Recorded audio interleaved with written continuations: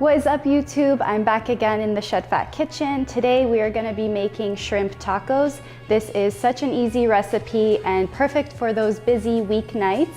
The avocado cilantro sauce that we're going to be making for these tacos is really going to be the highlight of this recipe. You can make it low carb, high carb. You could really customize it to your goals. If you end up making this recipe, please leave us a comment down below and let us know how you liked it. Also, make sure to subscribe to our channel and share this video with all your friends. Let's get into the recipe.